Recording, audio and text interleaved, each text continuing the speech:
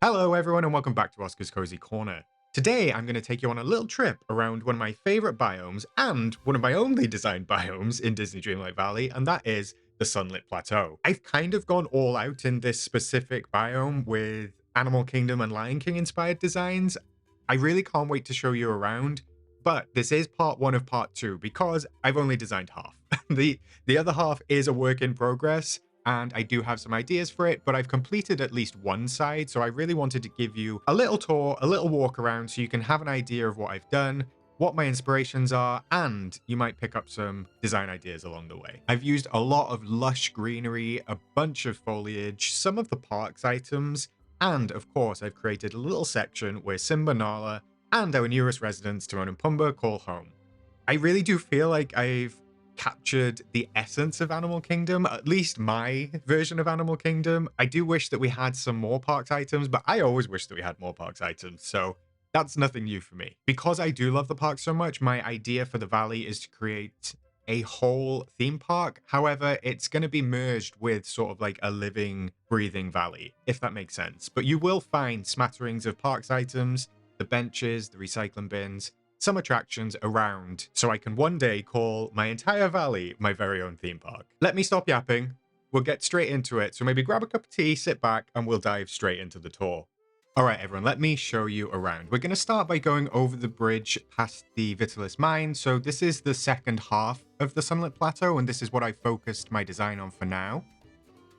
You'll see that I've just kind of gone with sort of like a lush foliage. It was kind of inspired by Moana Way of Water from the Disney parks. I just wanted to use a couple of the really big elements that we have. So I used this waterfall feature.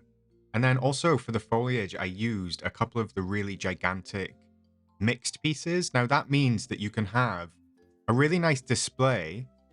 You'll see how big the trunk is there, but you can have a really nice foliage display without having to take up too much of your item limit. So if you're on Switch or something like that, those huge pieces are really impactful, and they don't really take up much space.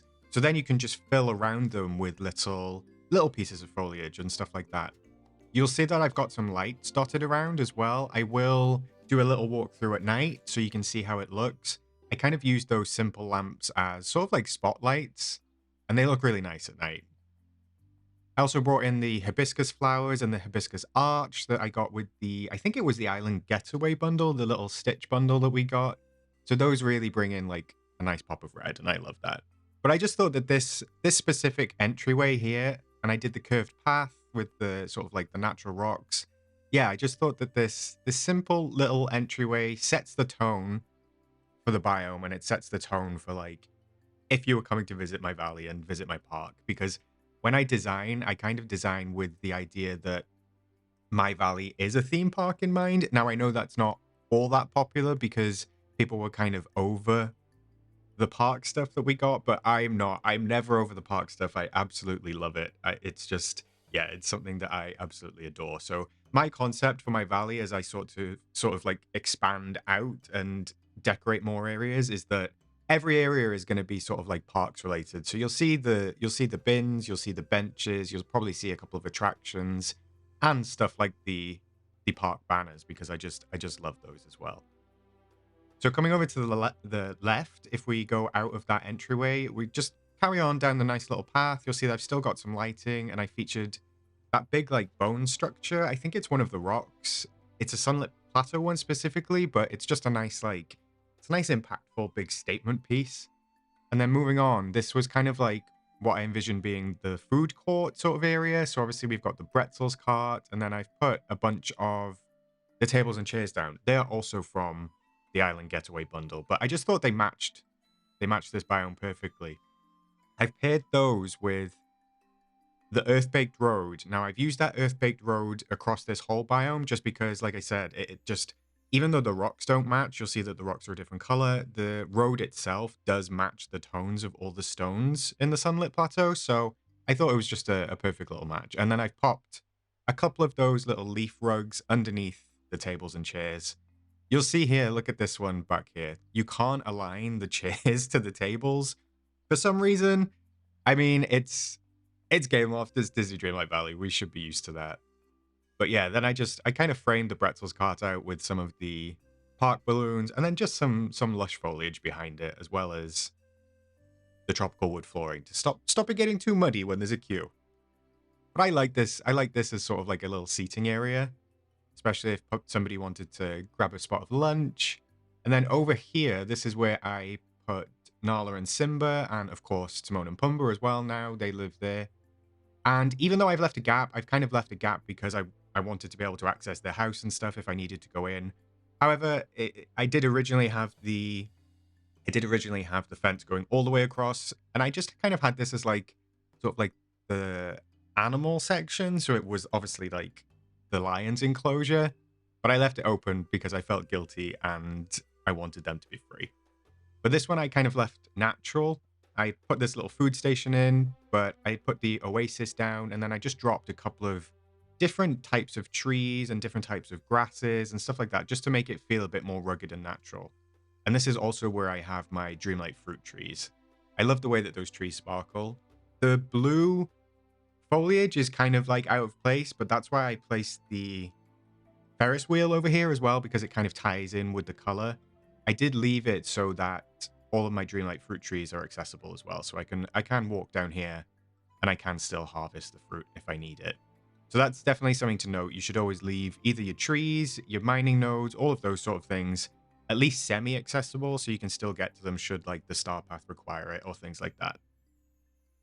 If I move on down here, you'll see that I've actually closed this bit off using these, I think they're the Lion King trunks, the sort of like dividers. I really love that piece of furniture. Again, it's got that blue tone that I was trying to tie in, and I put a little bench because this is sort of like the log perch that we get at some point. I can't remember if it was Scrooge's or Quest's, but yeah, I didn't want it to be like a through, because like in my head I was using the concept of it actually being a theme park, so I left it like blocked off, and you can see that I've got the fence back there as well. So this is like its own little section, and Simba and Nala's own little section. I just love this.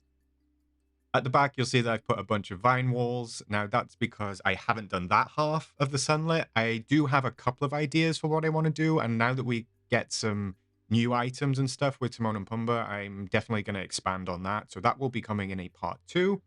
But for now, this is a part 1. I'll go just over to this little section. Again, I've used those dividers just to bring in those really nice tones.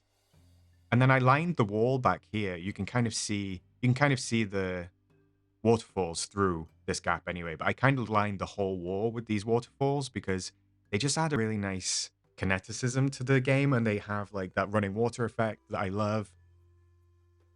Behind these screens, I've left it just as a screen, so I can actually just, if I need to access the mining nodes, you'll see that I've left a gap on each one. So there's one down there and one here. I've left the screen in there for now, but I can just remove the screen whenever I need to go to any of those mining nodes to pick any sort of gems up for the star path and stuff like that. But my concept was with this bit is if I'm using my Forgotten Lands is a mess, so that's a work in progress. But if I'm using my whole valley as a theme park, so it was my idea of transitioning from like in Magic Kingdom when you go from like Tomorrowland to Fantasyland. If I was coming down from the Forgotten Lands, I wanted to have like a little stall where people can get ice cream. It's sort of like a little introduction to the land. That's why I've used the Lion King themed items. And then yeah, they grab a little ice cream and they work their way through to my Animal Kingdom inspired land, which I thought was fun. I've popped the Jungle Cruise boat that we got in the premium shop into the pond in here just for a bit of extra decoration. And then I created another little seating area down here, but this is more of a relaxing one, not so much of an eating one. So yeah, I've used the same sort of items, the leafy rug, the oasis, and the Lion King benches, which I really like. Because I wasn't sure what to do with this little slither of land, but I think this actually works pretty well. And I've also used the bins again, and I've got a little concession stand over here. So if anyone wanted to buy anything, it's kind of like an exit and entry gift shop for the Ferris wheel. But yeah, it's I love this stand. I think they did such a great job with it. You'll see if I come down here that I did leave this mining node accessible as well. So like I said earlier, definitely try to leave everything accessible because you can actually hide it. Like if I come back out here, you wouldn't really be able to tell that this is, like, especially from this angle, you wouldn't really be able to tell that that is still accessible at the back. So you can design in a smart way that leaves things still accessible, but also looking good. And finally, coming around here, this is the other side of those dividers that we saw in Simba and Nala's enclosure. Now, I love the theme park attractions. I love all of the rides we got, so I'm going to try and implement them across my valley. I put it at the back because it's kind of like, it's a huge item and it's a real big statement piece. But also I was able to tie in those blues. Like I said, you can see here, like the blue of the Ferris wheel ties in perfectly with the blue of the Dreamlight trees. So yeah, I love that ride. And just in case anyone came to visit the valley and they didn't really want to go on the ride, well, you know, their kids or their other half did, there's a little seating area here just in case. And then they can just all leave together and go and grab a pin or something from the concession stand on their way out. But that's actually it. That's my part one of my Sunlit Plateau. I'm so happy with how this turned out.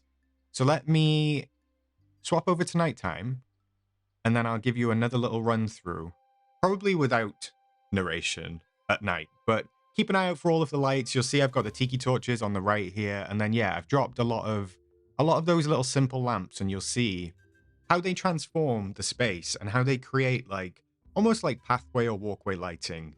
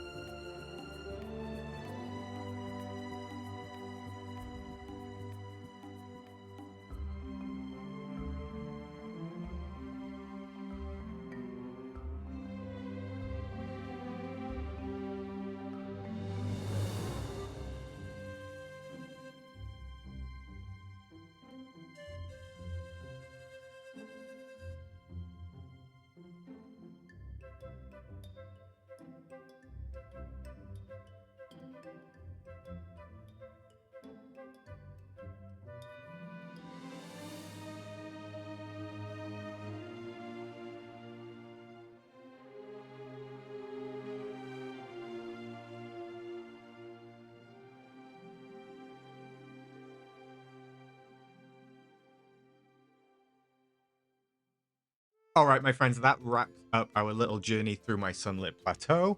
I do hope you enjoyed the sort of like lush, natural vibes of this Lion King inspired area. I've really tried to bring in the essence of the Lion King and also mix in some Animal Kingdom vibes as well. So I really do hope that you enjoyed it, and maybe you even got some inspiration for your own builds. It was so fun creating a space like this for Simba, Nala, and now Timon and Pumbaa. I did this sort of like myself one Saturday off stream, and I just loved taking the chance to like sit down for a couple of hours and just play around and work out what looks good. And I think it looks good. I really love how it turned out. As always, if you like this tour, then feel free to give it a thumbs up. And if you like this sort of content, then feel free to subscribe to the channel and come and join our Cozy Corner. Let me know in the comments what your favorite part was. I would love to hear your thoughts, as always. With that being said, thank you for watching. I will catch you in the next one, and I will, of course, see you in the valley.